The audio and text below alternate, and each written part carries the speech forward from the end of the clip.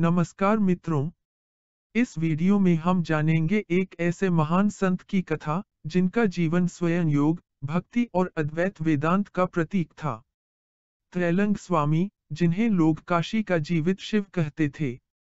उनका जीवन रहस्यमयी चमत्कारों, गहन साधना और करुणा से भरा था। आज हम उनके जन्म से लेकर समाधि तक की पूरी यात्रा, उनकी शिक्षाओं और उनसे जुड़ी प्रसिद्ध कथाओं को विस्तार से सुनेंगे। अगर आप भारतीय संत परंपरा, योग, अद्वैत दर्शन या अध्यात्म में रुचि रखते हैं, तो यह वीडियो आपके लिए बहुत उपयोगी होगा। कृपया वीडियो को अंत तक देखें। आइए शुरुआत करें। भारतीय साधना परंपरा में जिन महायोगियों और सिद्ध संतों की ख्याति चमत्कार, तप और ब्रह्म ज्ञान के कारण दूर दूर तक फैली, उनमें त्रैलंग स्वामी का नाम अत्यंत सम्मान के साथ लिया जाता है। वाराणसी में लगभग 1.5 शताब्दी तक सक्रिय रहकर उन्होंने जो आध्यात्मिक प्रभाव छोड़ा, वह आज भी भारतीय धार्मिक और सांस्कृतिक स्मृति का हिस्सा है। त्रैलंग स्वामी के जीवन से जुड़ी घटनाएं साधारण मानव बुद्धि की सीमाओं को लांघती प्रतीत होती हैं। उनके दीर्घायु होने के दावे, गंगा में घंटों जल समाधि, विषपान के बाद भी जीवित रहना, पानी पर चलना, और उनके द्वारा प्रतिपादित अद्वैत वेदांत का जीवंत अनुशीलन, ये सब उनके व्यक्तित्व को रहस्यात्मक और चमत्कारमय बनाते हैं। त्रैलंग स्वामी का जन्म दक्षिण भारत के आंध्र प्रदेश के विजयनगरम जिले के होलिया नामक ग्राम में हुआ था। उनके जन्म का काल निश्चित रूप से ज्ञात नहीं है, लेकिन सामान्यतः उन्हें 15वीं-16वीं शताब्दी का माना जाता है।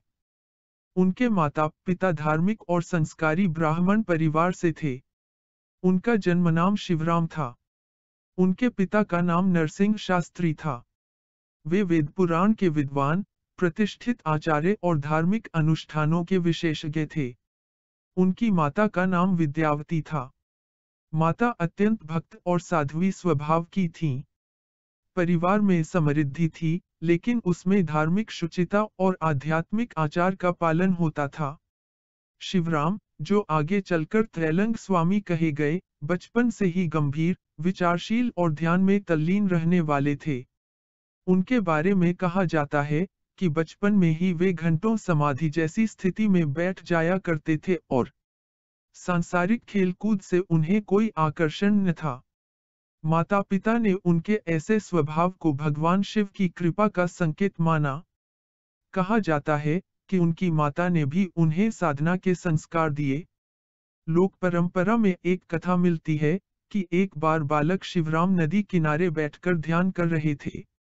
गांव के लोग उन्हें ढूंढते हुए वहां पहुंचे, तो देखा कि उन पर सर्प लिपटा हुआ है, किंतु बालक निश्चल बैठे हैं। यह देखकर लोग भयभीत हो गए, परंतु शिवराम के मुख पर अद्भुत शांति थी। कहते हैं, सर्प स्वयं उतरकर चला गया। इस घटना ने गांव वालों को उनके असाधारण व्यक्तित्व का संकेत दे दिया। एक अन्य कथा में कहा जाता है कि वे गायों को चराने ले जाते, किंतु लौटते समय सब गायें स्वस्थ और हृष्टपुष्ट हो जातीं। उनके चरवाहे साथी भी चकित होते कि इतनी देर ध्यान में रहने के बाद भी कैसे सब गायें चरकर तृप्त हो जाती हैं। जैसे जैसे वे किशोर हुए, उनका ध्यान धर्मशास्त्रों, उपनिषदों और वेदांत पर बढ़ा। उनके पिता नरसिंह शास्त्री ने उन्हें संस्कृत, वेद, पुराण और अन्य शास्त्रों की शिक्षा दी। शिवराम की स्मृति और ग्रहण शक्ति अद्भुत थी। वे शास्त्रार्थ में प्रवीण हो गए। हालांकि परिवार उनकी विद्वत्ता से प्रसन्न था, परंतु शिवराम का चित्त सांसारिक सुखों में नहीं रमता था। वे अक्सर समाधि जैसी मुद्रा में ध्यान करते रहते। उनकी माता विद्यावती का स्वास्थ्य गिरने लगा। उनकी सेवा में भी शिवराम ने सन्यासी वृत्ति दिखाई। बिना थके, बिना स्वार्थ के, पूर्ण प्रेम और करुणा से सेवा की। माता के निधन ने उन पर गहरा प्रभाव डाला। पिता भी कुछ वर्षों बाद दिवंगत हुए। उनकी युवावस्था की यह घटना ने जीवन बदल दिया। उस दुख ने उनमें गहन वैराग्य जगा दिया। पिता के निधन के बाद शिवराम ने संपत्ति का त्याग कर दिया। भाइयों और रिश्तेदारों को सब कुछ सौंपकर वे गृह त्याग कर दिया और संन्यास ले लिया। कहा जाता है कि उनके परिवार ने बहुत आग्रह किया कि वे कम से कम विवाह कर लें। उन्होंने उत्तर दिया, जिस देह का कोई ठिकाना नहीं, उसे किसके साथ बांधूं।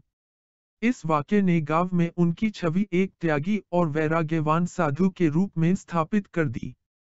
गृहत्याग के बाद वे दक्षिण भारत के विभिन्न मठों और तीर्थ क्षेत्रों में घूमे।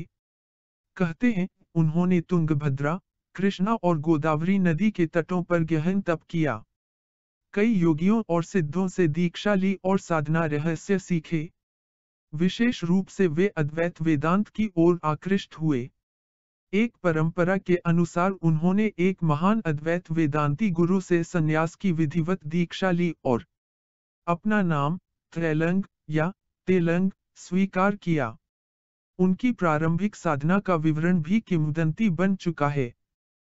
कहा जाता है, वे कई वर्षों तक केवल पानी पीकर रहे।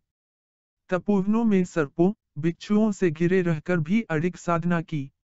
घने जंगलों में ध्यान करते समय जंगली जानवर उनके पास बैठ जाते। उन्हें कभी किसी से भय न लगता। एक प्रचलित कथा है कि एक गांव में उन्होंने निवास किया, जहां भयंकर सूखा पड़ा।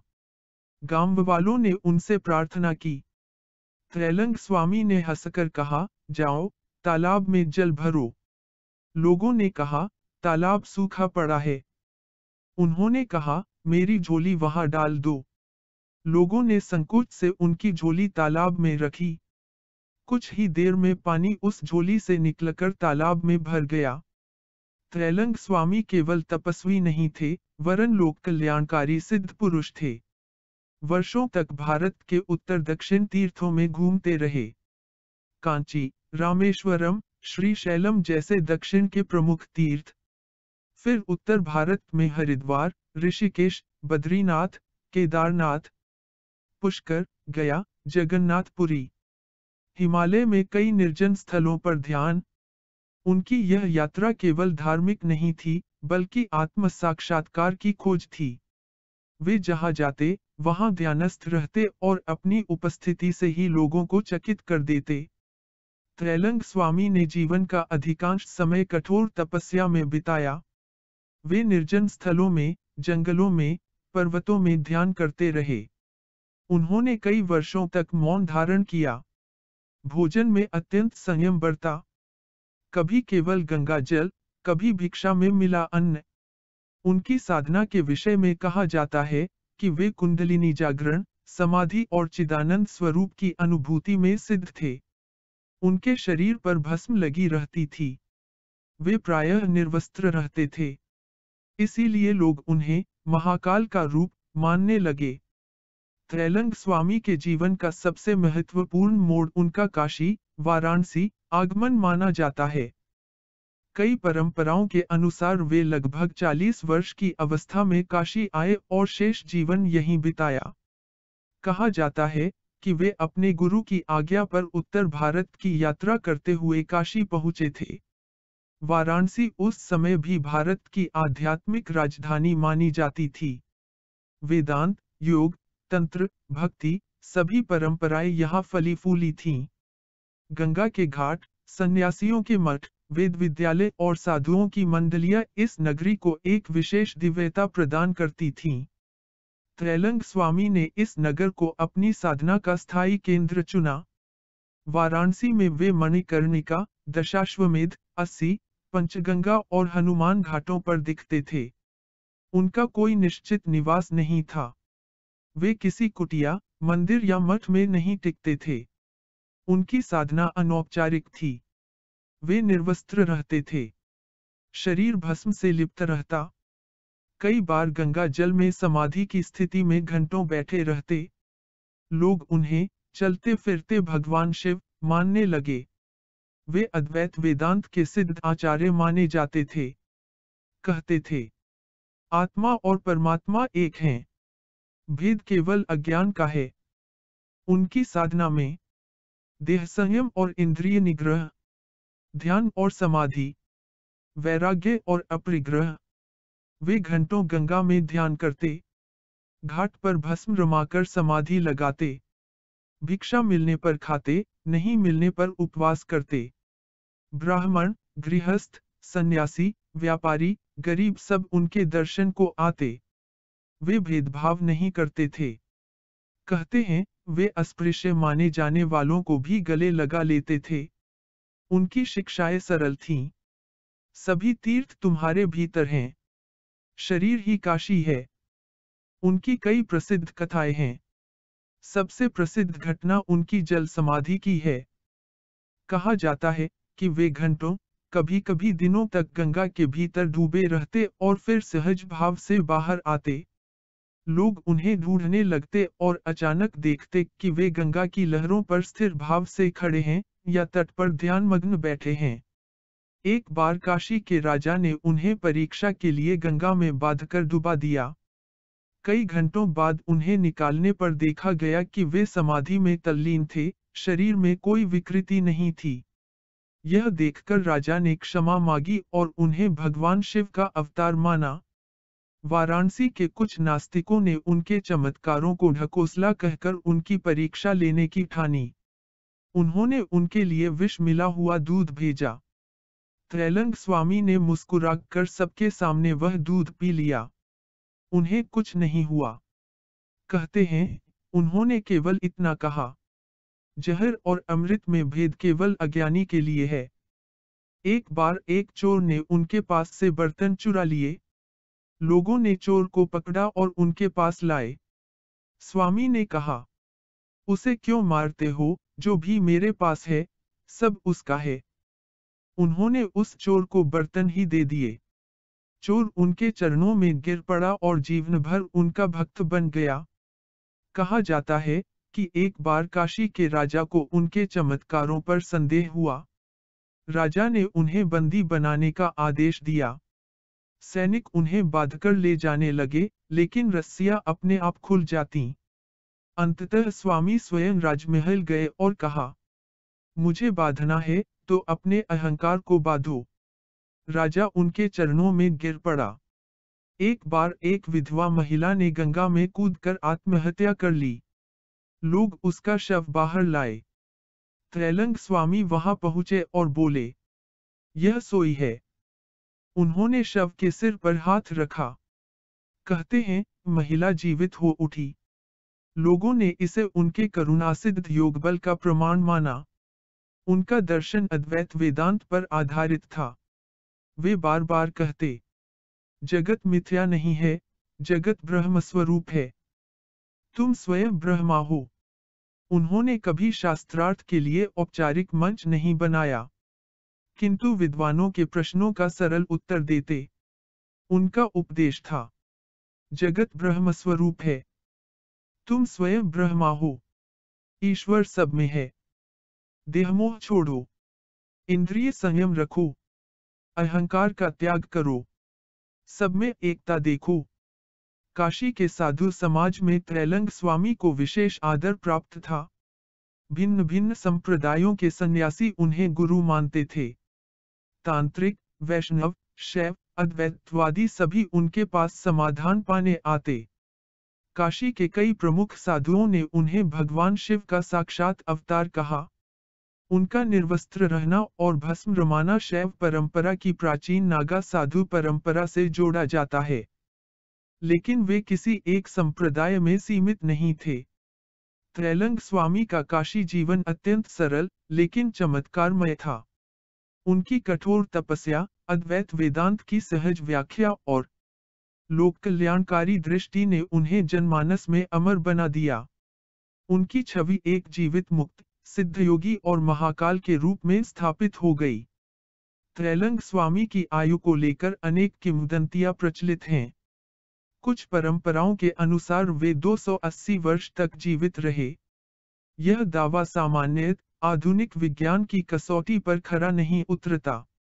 लेकिन उनके दीर्घजीवी होने का रहस्य योग और तप से जुड़ा हुआ माना जाता है। योगशास्त्र के अनुसार प्राणायाम, मौन, अल्पाहार, ब्रह्मचर्य और ध्यान से आयु सीमा बढ़ाई जा सकती है। त्रैलंग स्वामी इन सभी साधनों के परम आचार्य थे। उनके समकालीन लोग यह स्वीकार करते थे कि जब वे काशी आए, तब भी उनकी आयु 40-50 वर्ष से ऊपर थी और वे कम से कम 100 वर्षों तक वहां रहे। अतः यह तो स्पष्ट है कि वे एक दीर्घजीवी योगी अवश्य थे, भले ही 280 वर्ष की आयु पर ऐतिहासिक पुष्टि न हो सके। त्रैलंग स्वामी के समकालीन भारत में अनेक संत, महायोगी और धार्मिक सुधारक सक्रिय थे। उनमें रामकृष्ण परमहंस, भीमाशंकर भट्ट, स्वामी विवेकानंद और तैलंग मठ के ब्रह्मचारी उल्लेखनीय हैं। त्रैलंग स्वामी और रामकृष्ण परमहंस की भेंट भारतीय संत साहित्य में अत्यंत श्रद्धा से वर्णित होती है। कथानुसार, जब रामकृष्ण परमहंस काशी यात्रा पर आए, तब वे विशेष आग्रह से त्रैलंग स्वामी के दर्शन हेतु गंगा घाट पहुँचे। त्रैलंग स्वामी उस समय समाधि में लीन थे।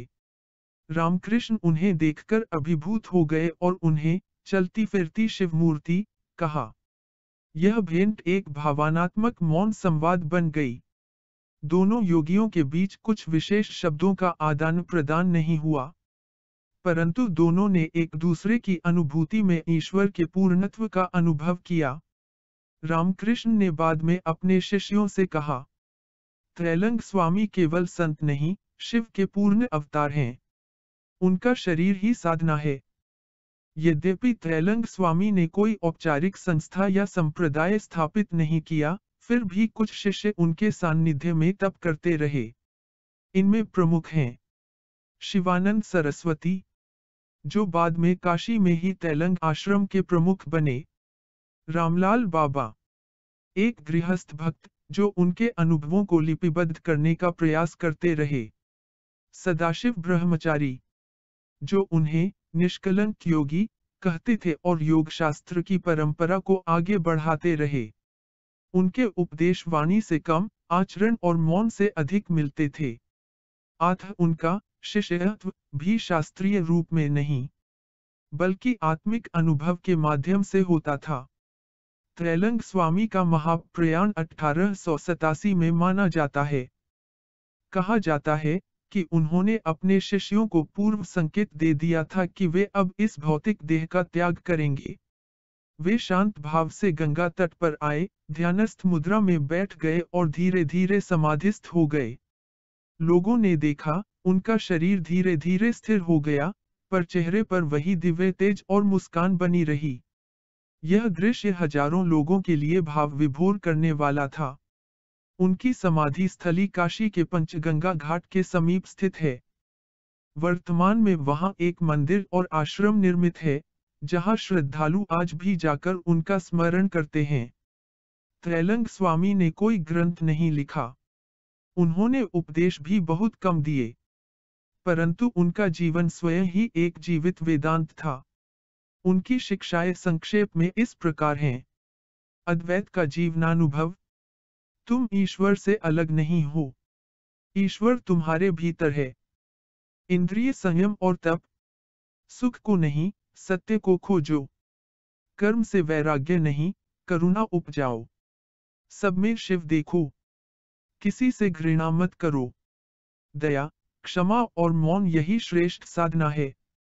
उनकी शिक्षाओं ने भारत में एक नई आध्यात्मिक दृष्टि दी, जहां साधना का अर्थ केवल गुफा में बैठना नहीं, बल्कि समाज के बीच दिव्यता को जगाना है। त्रैलंग स्वामी की स्मृति आज भी काशी के आध्यात्मिक हृदय में जीवित है। पंचगंगा घाट स्थित त्रैलंग स्वामी आश्रम एक प्रमुख केंद्र है, जहां प्रतिवर्ष उनके निर्वाण दिवस पर समारोह होते हैं। भारत भर के योगी, सन्यासी, साधक उन्हें अपना पूर्वज मानते हैं। आंध्र प्रदेश, महाराष्ट्र और उत्तर प्रदेश में उनके भक्त समूह सक्रिय हैं। उन्हें भारतीय योग परंपरा में नागा योगियों, अद्वैताचार्यों और परमहंसों की परंपरा का महासिंधु माना जाता है। कुछ आधुनिक लेखक उन्हें भारतीय ईसा मसीह की संज्ञा देते हैं, क्योंकि वे भी मौन, क्षमा, निर्वसनता और करुणा के प्रतीक थे। त्रैलंग स्वामी केवल एक साधु नहीं, बल्कि भारत की जीवित साधना परंपरा के सारस्वत प्रतीक थे। उनका जीवन दर्शाता है कि योग केवल अभ्यास नहीं, जीवन की पूर्ण कला है। उन्होंने सिद्ध किया कि ब्रह्म ज्ञान केवल पुस्तकों से नहीं, बल्कि व्यवहार, मौन और प्रेम से भी प्राप्त किया जा सकता है। उनकी दीर्घायु, चमत्कार, समाधि और लोक सेवा का संगम उन्हें आधुनिक युग के एक जीवित वेदांताचार्य के रूप में स्थापित करता है। उन्होंने कहा, जो कुछ तुम बाहर खोजते हो, वही भीतर है। भीतर झांको, वही शिव, वही सत्य, वही मुक्ति है। धन्यवाद मित्रों, आपने त्रैलंग स्वामी के जीवन और उपदेशों की यह विस्तृत कथा सुनी। हमें उम्मीद है कि यह कहानी न सिर्फ आपको ज्ञान देगी, बल्कि आत्ममंथन के लिए प्रेरित भी करेगी। त्रैलंग स्वामी का संदेश था, तुम स्वयं ब्रह्मा हो, भीतर झांको। अगर आपको यह वीडियो पसंद आया हो, तो कृपया लाइक करें, अपने मित्रों के साथ शेयर करें, और हमारे चैनल को सब्सक्राइब जरूर करें ताकि आपको ऐसी और भी आध्यात्मिक और ऐतिहासिक कथाएं सुनने को मिलें। अगर कोई प्रश्न या सुझाव हो तो कमेंट में जरूर बताएं। आप सभी को साधना और आत्मज्ञान की शुभकामनाएं।